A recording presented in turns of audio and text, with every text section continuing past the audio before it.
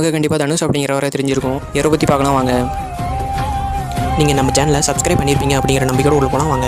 அப்படி சப்ஸ்கிரைப் பண்ணலாம், கீழே இருக்கிற சப்ஸ்கிரைப் பட்டனை கிளிக் பண்ணிருங்க. அவரோட உண்மையான பேர் தான் வெங்கடேஷ் பிரபு கஸ்தூரி ராஜா. சினிமாக்காக வைக்கப்பட்ட பேர் தான் தனுஷ். இவர் ஜூலை 28, 1983 தேனியில் தான் பிறந்தார். இவர் +2 முடிச்சோடனே ஹோட்டல் மேனேஜ்மெண்ட் தான் படிக்கணும்னு ஆசைப்பட்டார். ஆனால் இவரோட அண்ணன் செல்வராகவன் வற்புறுத்தலால் 2002 இவர் நடிகர் ஃபர்ஸ்ட் படம் தான் துளுவதோ இளமை. இவரோட இந்த படத்தை பார்த்து கிண்டல் பண்ணாதவங்களும் இல்லைன்னு தான் சொல்லணும். இதெல்லாம் கேட்டு சோர்ந்து போகாது தனுஷ். காதல் கொண்டின் படத்தில் இவரோட ஜென்டில் ஆக்டிங்கை வெளிப்படுத்துறாரு. இவரோட ஃபர்ஸ்ட் படத்தை பார்த்து கிண்டல் பண்ண எல்லாருமே இவரோட இந்த நடிப்பை பார்த்து வியந்தாங்க. அதுக்கப்புறம் இவர் நடிச்சு வெளிவந்த காதல் கொண்டேன், திருட திருடி, தேவதை கண்டேங்கிற படத்தை தாண்டி வெளிவந்து ஹிட்டான படம் தான் புதுப்பேட்டை. இந்த படம் இந்த நாள் வரைக்கும் மக்களோட மனசில் நீங்காத இடம் பிடிச்சிருக்கு. அப்போ இங்கிலீஷ் கூட பேச தெரியல அசிங்கப்படுத்தப்பட்ட தனுஷ் தான் இப்போ பாலிவுட் ஹாலிவுட்னு கலக்கிறாரு.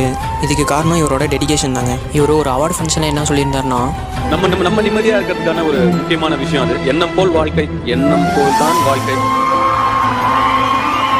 நல்லது நினைச்சா நல்லதே நடக்கும்னு சொல்லுவாங்க. அடுத்தவங்களுக்கு நல்லது நினைச்சா நமக்கு இன்னும் ரொம்ப நல்லது.